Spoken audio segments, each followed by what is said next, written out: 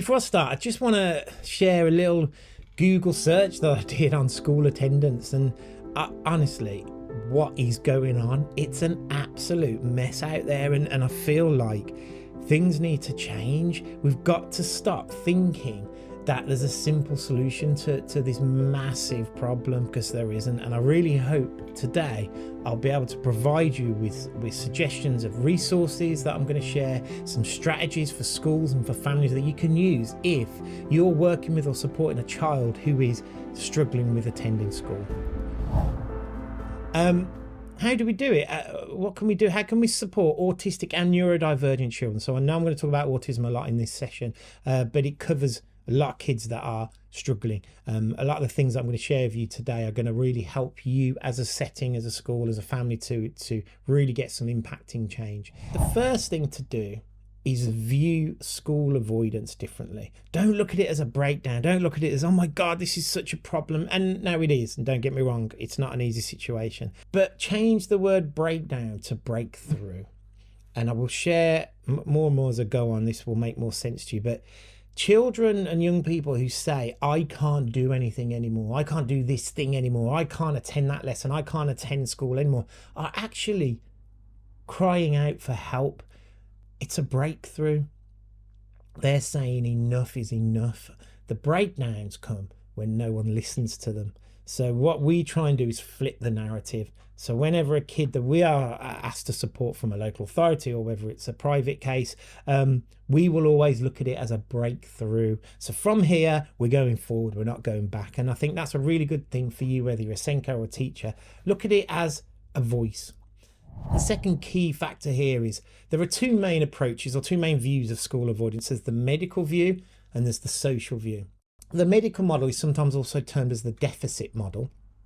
Is this pretty much autistic children or neurodivergent children who don't attend school are viewed as being the ones with the fault. It is the child who needs to learn skills to improve. Some examples here, which I will talk about in a bit. Face their anxiety. School is the best place for them. So whatever we've got to do, we've got to get them into school. And if they stay at home, they'll get worse. You know, it's all seen as this kind of view that there's an element of the child needs to be fixed and healed. It's bad that they're not attending school. Here are some examples of this medical model thinking. Children need to be in school. It's the best place for them. Parents need to let go. Once they're in, they're okay. Parents must be stricter and better. We must stretch children out of their comfort zone in order for them to grow. Too much time off school is not good for them. The focus should be about them overcoming their anxiety. Can you see in all these kind of ways of thinking, it's about the child putting in most of the effort, or pretty much all of it. So if we look at the social model view, we can see that we're flipping the narrative again. The view here is actually school avoidance is not the fault of the child or the parents. Professionals actually need to understand why these kids are not in school in order to help them. Looking for changes in school environments, or building positive support with the family, or working at home to start with. All these things are what a social view model way of thinking is. It's not the child's fault. They don't need to change. We're the ones that need to change. This is a really good analogy. Kids that can't go to school is very different for kids that won't go to school. And when we're looking at neurodivergent kids, kids that are autistic with ADHD, with all this social difference, demand avoidance, they can't in this moment go to school. It's very different for them won't go, because that's kind of the problem with the won't thinking is, well, they know what they're doing. They are making the decision. They might be, but actually it's through anxiety. So it actually is that they can't do it anymore. They're saying enough is enough. Here are some examples of social model thinking. Well, actually, school is sometimes not the best place for a child. Schools should listen to the parents because they're the experts of the children. And we don't need to stretch children out of their comfort zone in order for them to grow. They do not need to overcome their anxiety. And actually having time off can be healing and beneficial. Can you see how different the thinking is? So as you probably guessed, for me, one of the biggest problems, the first main thing I really want you to look at tackling in your cells, in your environments, in your settings is, are we a medical model thinkers or are we social model thinkers? And if the medical model thinking that you're doing isn't working, Why don't you try the other one and see what happens?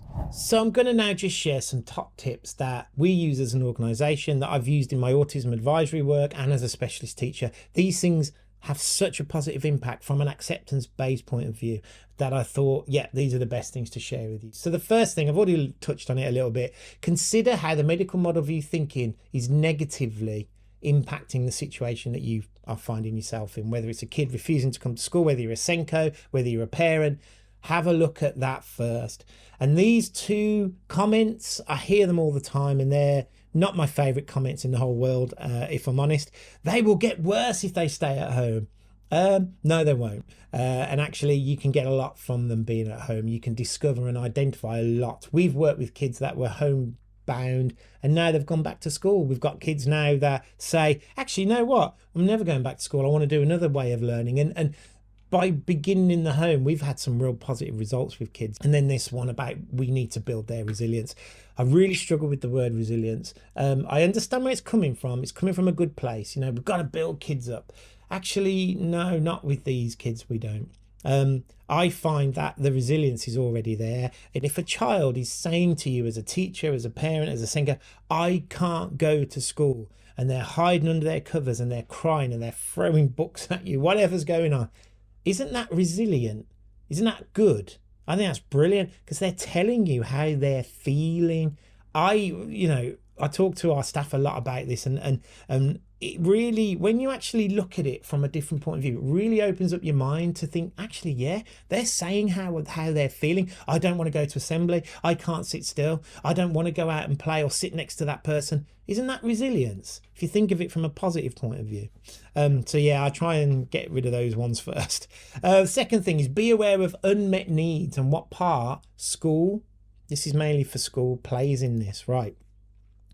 So this is a bit of research that I did, and the All UK, All Parliamentary group called APGA is the group that support autism and do a lot of research, and they did a report, and to my knowledge this hasn't changed. I know that the National Autistic Society have released something recently, but it's still a mess. Education and lack of support for autism is what you hear all the time. But what they found was that in all aspects of the classroom, at home, at work, autistic people and their families are just not getting the support they need. And what they found was these unmet needs stem from a poor understanding by professionals and low awareness of duties. Now that's quite scary, because there are a lot of professionals out there, me included, that, you know, we're a part of this. We've got to really step and go, am I getting this right? I mean, this is one of the reasons I left the local authority, because I thought I need to do more. I'm not engaged. This is not working for me, and you know, I'm so glad I did. You know, and a year on, we're just absolutely, it's going mad. It's growing and growing and doing really well. But I feel like for me, as professionals, our job is not to think we have all the answers. It's actually to think, right, what does this kid need? Let's step out of our heads and think about what they're saying to us and what do they need. And this is like the Autistic Society said this, and I thought this is a really good statement. It says, without the right support, children can quickly become highly anxious, become so overwhelmed that they can't control their behaviour, which can be misinterpreted as being naughty or disruptive, and when in fact they're actually just extremely distressed. That sounds a lot like school avoidance, doesn't it? And I think if the National Autistic Society and APGA are identifying that actually the right kind of support and the professional support isn't there, I think that's where we need to start, isn't it? So number 3, one of my top tips is don't presume that children must face their fears. Anxiety in autism is different. Now, there isn't much research on this, and this is just kind of my thinking of it. You know, I've worked with so many kids now in all sorts of schools, all ages, and I've never not met an autistic kid or young person that isn't anxious. It's a part of who we are. It's a part of being autistic, I think. And I think more research needs to be done on this, because one of the problems is, you know, facing fear can help a lot of people, and does. You know, people are fearful of phobias and things like that. But with autism, that doesn't happen. Especially an anxious state is a way of saying, this is how I'm feeling. It's not I need to overcome this fear of school, for example. No, usually an anxious kid is at the point of no return, in a sense that they're saying, I can't do this anymore. This is me being anxious because I cannot go anymore, or I need something to change. So actually it's different. So just think about that. It isn't about them just getting to the gate and spending 10 minutes in the reception area, because that doesn't have any impact. I've not seen that have any impact in the kids I've supported. So number 4, don't get stuck in thinking school is the best place for them. I've mentioned this a lot. It really highlights the dangers of masking. It's okay as a setting to admit that maybe school right now isn't right for a kid. And I will share some government resources in a minute that actually support this way of thinking, because I think a lot of schools, a lot of parents feedback to us that schools are saying that it's the best place. I've even heard professionals say this, that, you know, they can't be at home. It's not the best place for them, and school is. And it actually raises the dangers of masking. And I just want to share a real quick case that I'm working with at the moment. Basically, this child she's really anxious. She's only attending a couple of hours. I spoke to her mum recently. She's only spending a couple of hours a week. But inside school, when she's there, this girl's very able, very kind of, she says how she feels, and she will feed back what they've said. And what she said in school, it's like they're telling her that she's got to try and stay all day, and that she has to work hard before she can leave. And also, there was a situation where the Senko asked her to shake her hand so that there was an agreement that next week she would stay up until lunchtime. Can you see that? That again, it's this medical model view thinking, isn't it? It's like, come on, child, you need to put more effort in. But all along, this kid has even wrote such a heartfelt email to the school to say, I can't do this anymore. She's only like year 6. And still, that's not enough. Because of this medical model view thinking, it really is about what we need. And these people aren't horrible teachers or Senkos. They're trying to do what's right, but they're missing the point. And the way I know that is, especially with this case, things have got worse with those strategies. And the parent has recently told me she's withdrawn. She'll just sit on a sofa. She doesn't talk. And one morning, she even attempted to run into the road to get run over. And she said it was because she didn't want to go to school. We've got to stop thinking that it's all about in school, get them in, because it's not working. Which leads me on to number 5. Don't presume home is bad for them. Often home is actually a beginning of healing. That is a rare way of thinking. I'm aware of that. And in my local authority work, I just want to share some professional advice that families have been given, that I've heard directly from psychologists and doctors. And you know, it still baffles me to this day, and I still hear these comments. There was one kid that I supported, and the psychiatrist supporting said to the parents, if this child's at home, well, they must get up at 8:30 a.m. and sit in their uniform. Imagine, right, how that must feel. I do share in other videos that I had a nervous breakdown in my 30s, and I couldn't face anything, couldn't move off my bed, I wasn't well. What got me through this, I'll never forget, I had a fantastic doctor who helped me, like a psychiatric nurse person would come in because I was too anxious to go into a hospital. So they worked with me at home. And I always remember this woman, lovely woman, she said, Aaron, you've got to do things that make you feel better to help you find yourself again. So I did a bit of bird watching, did some songwriting, watched movies and videos, stayed in my pajamas, ate what I wanted to eat. And that, you know, and I thought to myself, it's quite interesting as an adult, that is the message. It's about when you're not well or you're struggling with something, it's about healing. Why aren't we doing it with these kids? These kids are in, the rock and a hard place. They've got school they don't want to go in. And then the professionals families are advised by professionals that home isn't a good place, and they're just stuck in the middle, and we wonder why that doesn't work, because I know it doesn't work, and it's such a shame when I hear that kind of thinking. So what then, okay, can professionals, schools, families do, right? Well, these are the things that we use in accepting behavior as a way to help us to get through these situations, and they're very useful resources. So I'm going to share 4 of them, okay?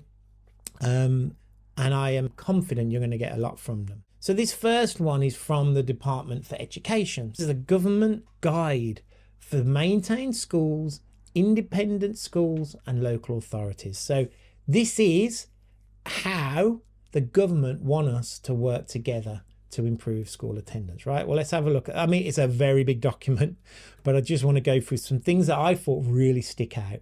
Okay, so from day one of absence, parents are encouraged to communicate issues openly, engaging with any support offered. So that's the first thing, and I think that is so true.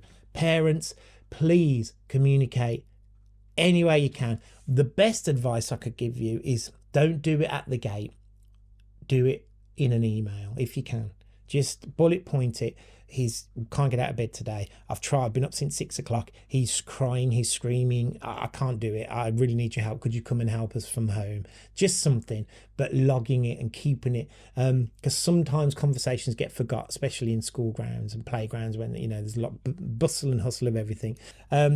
Which leads me on to another point here. Schools can authorise absences where physical and mental health prevent attendance. So schools, if I hear it all the time that they'll say they can't authorise it. Yes, you can. This guidance is saying that you can do it. But interestingly, you don't have to have a medical evidence for it. Okay? So you're not routinely required. Schools, what you should be doing is notifying the local authority if attendance is likely to exceed 15 days. So it's not about threatening the families with letters of court. Here's some horrific stories. We don't need to be doing this. It's not down to the parents doing something wrong here. It's about the kids screaming, I need help. And this is what the government are saying, how schools can do that. So beyond 15 days, if that's happening, well then schools and local authorities need to consider alternative provision, such as EOTAS or interim provision, which is what we do. When looking at how you can secure good attendance, this document says these things. It says the foundation of securing good attendance is that school is a calm, orderly, safe, supportive environment where all pupils want to be and are keen and ready to learn. The words are so important here. A child who is hiding under their coat, who is scared, who cannot leave the reception area, who is crying outside the gate, is not feeling safe and supported and keen and ready to learn. Another thing here, it says schools and partners should work with pupils and parents and build strong and trusting relationships, working together to put the right support in place. So can you see here, they're saying everyone should work together. So schools and partners, that can be parents, that can be our organisation, Accepting Behaviour, or whoever you're working with. There are people out here who want to work together, because working together is how we get the right support in place. And then they say about removing barriers in school and helping pupils and parents to access support they need to overcome barriers. Whatever that is, what the government are saying is we've got to try different ways of doing this. Now, what the document says schools are expected to do is these three things I thought were really important. Work with family to make reasonable adjustments to help the child attend. These could include adjustments to uniform, transport, routines, access support, or lunchtime arrangements. What I see in primary schools mostly is actually a lot of this is really good. I see a lot of schools that will not be so worried about uniform. They let kids come in on different times, and that's great. So you know what, we're getting there slowly, but more still needs to be done. Ensure your child receives the right pastoral care, and in certain cases consider a time limit phased return to school where appropriate, for example for those who have anxiety about school attendance, and then work jointly with other services like us, including local council and health services. So there's a lot in this document, and I think it's worth looking at. It's free to download, just Google the term. Which leads me on to the second one, the Essential Guide to Public Sector Equality Duty, or the PSED. So this document basically is from the Human Rights Commission, the Equality and Human Rights Commission. And what they're saying is that public authorities, when they are developing policies and decisions and that affect people who share protected characteristics, you can Google this, there's a list of them. Well, disability falls under that. So that's autism, ADHD, sensory differences, all the stuff that we deal with, a lot of the school refusing kids have. It says here, well, what is a disability? A person has a disability if she or he has a physical or mental impairment which has substantial and long-term adverse effects on that person's ability to carry out normal day-to-day activities. What's a normal day-to-day activity? Going to school. So if it's long-term adverse effect, which is definitely what kids that have school avoidance issues and problems. So this is a guide to say Schools, you've got to be careful that you're protecting these people, right? So this is what they say. So the piece said, remind schools that equality is not necessarily about treating all pupils in an identical way. It is about developing different strategies to meet the various needs of pupils. How many times have I gone into schools and I've heard this statement? Well, that little Johnny must do what the rest of the kids are doing in the class. You know, it can't just be different rules for different kids. There's one set of rules and that's what we follow. The guidance from the Human Rights Commission is saying no, actually, if a kid needs a different set of rules, well, then that's what you need to be doing. And that is what we advocate for all the time. Every child is different. Now, I know you can't have sets of rules for every different child, but if you've got a kid that is clearly not engaging in the rules you've already set out, they need a different set of rules. And one of the best ways to do that, if you've got a kid who's struggling with whatever it is in school, working with the child in an understanding way, knowing it's not their fault and saying, well, how can we help you, is a much better strategy, I find. Advancing equality of opportunity encourages schools to consider how to increase the participation of pupils with different protected characteristics, disability, in areas of school life and where is disproportionately low. This extends beyond the curriculum. So we don't have to just sit in our kind of molds and say, well, this is how it is in our school, this is where we go. No, what actually the advice is from the government and from the Equality of Human Rights Commission is you need to start thinking outside the box, because these kids can't help it. It's not their fault and they are protected. So when creating a new policy or taking an action or even making a decision, the PSED guide says that you must answer 3 questions. Number 1, does this improve or reduce disadvantage suffered by pupils with particular protected characteristics? Will this affect different groups of pupils differently? If yes, what will you do to make sure nobody is disadvantaged? And is there any way you can increase these groups of pupils to become involved with the school or create opportunities for them that they wouldn't otherwise enjoy? So whatever schools, if there's an issue with the school avoidance, or there's a policy, or you're trying to make a decision, considering these 3 points, I think is really good, because it really gives you something to think about, and it helps you as a setting to go, right then, we know it's not the kid's fault, we know it's not the family's fault, so let's try and listen to this kid and help them and see where we get. Which leads me to the 3rd resource, which is the accept approach. It's something that I developed in 2019.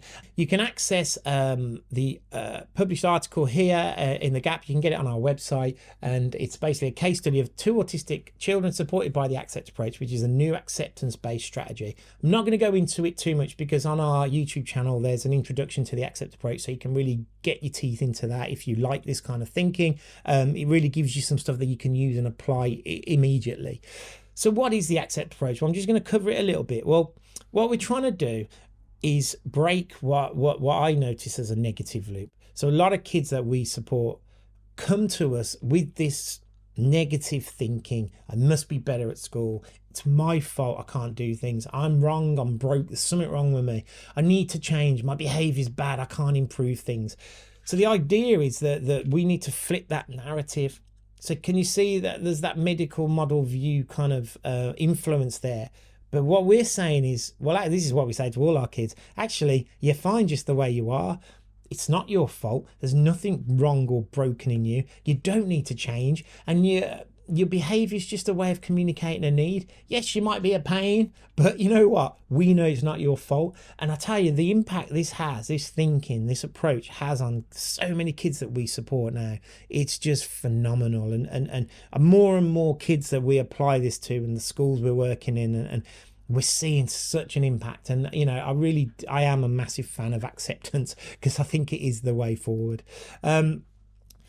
Just want to touch on the 4 foundations of the accept approach, because I'm going to talk about some case studies and actually, again, families, school settings. If you apply these 4 foundations to any situation that you're struggling with, you will be quite surprised of the results. So what are these 4 foundations? Well, there's remove, remind, reassure, and reaffirm.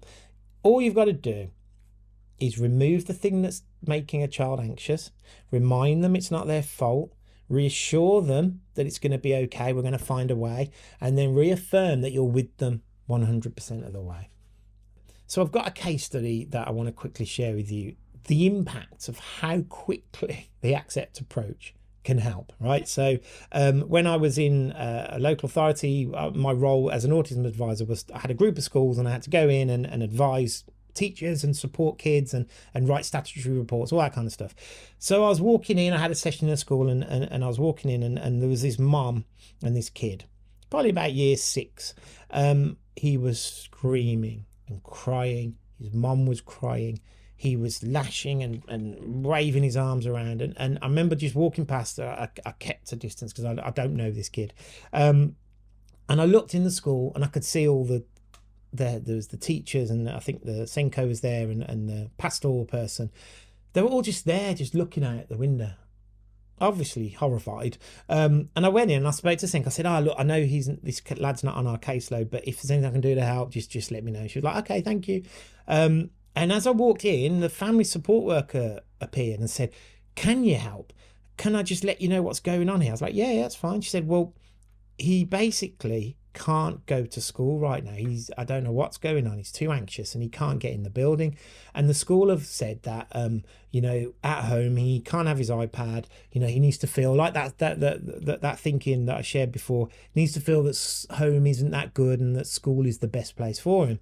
And I said, okay, well, what's going on with that advice? Is it working? And she said, no, it's actually causing a rise in his stress and anxiety, and it's leading to these regular daily meltdowns now and school avoidance.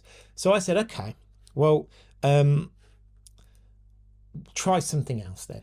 So I remember thinking, okay, well, these strategies aren't working, and at that time I was developing the accept approach, and I thought, well, how can I apply these 4 foundations? And I said to this family support work, I said, right, remove the expectation for him to go to school initially, right? Do that.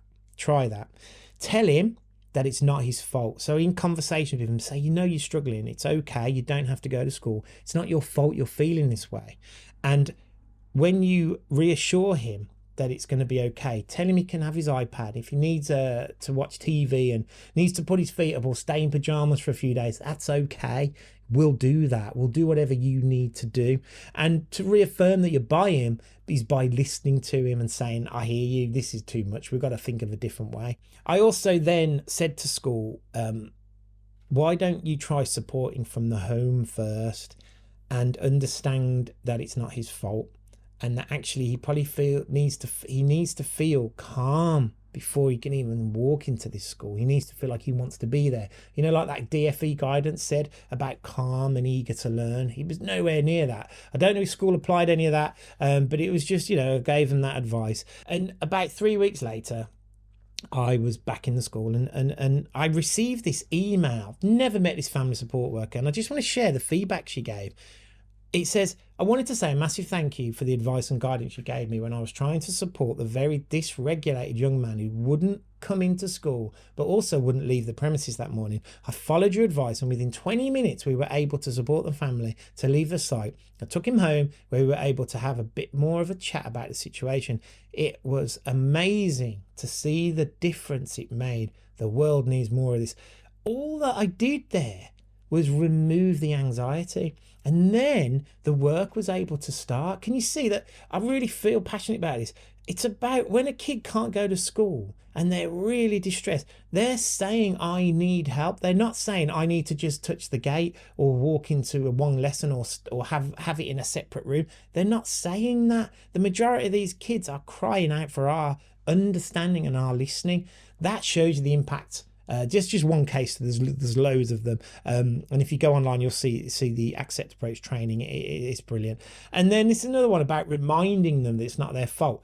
I'm going to look at a case now where there was a girl who, I call her the scared child. She wasn't really scared. She was scared of school, but very scared of school, and there was no way she was going. She wouldn't talk to me for so many sessions, wouldn't engage with me, pretty much. It was an online support at the beginning, and then I eventually started working with her. But school wanted her in. They believed, again, the best place was school. Parents tried everything, taxis to school. She even was asked to turn up in her pajamas because, again, these teachers were trying to help, just to spend 10 minutes in the reception area, just to touch the gate, that whole gate thing again. Nothing worked. Everything got worse. And eventually school stopped supporting and said, well, they can't help if she doesn't come into school. And the parents were said, if she comes in, then we can help her. Can you see how it's all just put back on them? And it wasn't working. It didn't help. And so I applied, again, the accept approach. So I removed the expectation for her to go to school. I reminded her that it wasn't her fault, that she couldn't go. And I spoke to her mum about this as well, and mum would repeat this message to her. I reassured her it's going to be okay. I didn't know how at that point because she was kind of in the middle of primary and secondary, so it was quite tricky to find her a place. We stood by her and we accepted her. And how I did that was focus was on animals, talked about animals all the time. And in my sessions, it got so positive with her that we ended up meeting and we would go with her mom to walk in the parks. And from this girl that was shut down, wouldn't communicate, wouldn't look at me, to constantly chatting to me about animals. And you know, it was so amazing to see the impact that this had on her. And she now, as far as I know, attends full-time in a farm school and she's doing really well. So again, this was a real case where nothing had worked. I applied the accept approach and we got her to a place where she could even consider school. She didn't go back to the school because it wasn't working for her, but we found her the right place. This is stuff that I'm really passionate about, is something that even just needs to be put on a table. You know, if you're a school, you're a head teacher, just have a think, have a look through the accept approach, get us in to do some training. You know, I really think it's worth a listen because it is really impacting a lot of the kids that we're working with, which leads me on to my last resource, the acceptance-based curriculum. I've recently just had this published and you can access it here. It's basically using an acceptance-based curriculum to support autistic students who have not engaged in the national curriculum, which is what a lot of school avoidance kids do. Now, I'll briefly just explain why I came to developing this curriculum. Well, what we know about the national curriculum is it's adult-led, isn't it? Pretty much adult-led, mostly adult-led learning. Predicted outcomes, there's always an outcome or an objective for things for kids, and there's a taught curriculum that, you know, the teacher teaches and the children listen.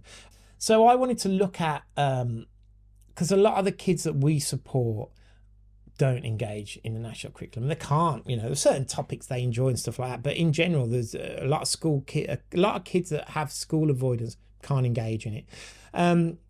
So I wanted to find out what's it like at a wider scale. So I sent out a survey and 250 families responded, which was brilliant. And this is what came back. 87% of family surveys said the education system is not best suited for their autistic young person. 75% of family surveys said the national curriculum doesn't work well for their autistic young person. 93% said that the national curriculum would be better if it was developed around topics that interested their child. And then 82% of family surveys said their child would benefit more from a creative style. And that was quite interesting because that's what I was finding. And actually, the national curriculum was just not for them. They don't want it. So what else is there? Yes, there's extracurricular activities and things, but I wanted it more of a real thing, a real tangible thing that schools can use, that families can use, that local authorities can use. So I developed the acceptance-based curriculum. And we don't use adult-led learning and predicted outcomes and taught curriculum because it doesn't work. So what we do is we replace adult-led learning with adult-suggested learning, whether that's bringing a bag of different things, whether that's talking about different subjects. You know, sometimes kids don't know what they want to learn, but by suggesting things to them, what we're doing is we're giving them ideas and things, but ultimately we're allowing them to make the decision. So it's suggesting, well, what do you want to do today? If they don't want to do it, that's fine. If they do want to do it, that's fine too. We replace the word outcome with purposeful aim. So a purposeful aim is something that's more what they want to achieve in things in their learning, what they want to reach. It's not about ticking a box. It's about something that means something to them. So during our sessions, they're doing things that are meaningful to them. And then the last thing is replace taught curriculum with, as I've said, the student decides what they learn. We go with them. It's kind of like we are their resource bank, or we're walking alongside them. We're there to guide them. We're specialists in this, so we know when a meltdown is coming, or when kids who are autistic or struggling, or demand avoidance. We all know, there's a way to work with these kids. It takes a lot of thinking, a lot of doing, and we know that allowing a child to decide what they learn is one of the best things you can do. So we do all that, and this is basically what it's like in a nutshell. So you've got the kid in the middle, you've got the adult suggested learning, which looks at topics of learning suggested as a guide to help them. So the purposeful aims are where the student chooses independently or with support what they want to do throughout their learning. And then the last thing is that they control what they want to do. So if they don't want to do something in a session, that's fine. If they do want to do something, that's fine. And here's the purposeful aims broken down a little bit more. So we know there's the 4 areas of need in SEN. There's the cognition and learning, communication, interaction, social, emotional, mental health, and sensory and physical. So purposeful aims are guided and molded around those 4. So we have preferred ways of learning, we have natural communication, we have self-acceptance, and then we have sensory differences. All these are the aims that our kids work towards. And what this does is they reach a place of self-acceptance. They reach a place where they're engaging in what they want to learn, and they're developing their human experience. And we are having some amazing results. It's early, it's new, but we're gathering evidence on a weekly, daily basis. If you want to find out more, if you or your setting want to find out more about the Accept approach and how to apply it, or learn more about the acceptance-based curriculum, well, we offer training both online, so we can reach more of a wider audience, and we also can do some in-house stuff, mainly based around the West Midlands, but contact us anyway, because if there's something you really need, us like a day's training or something, we can definitely provide that.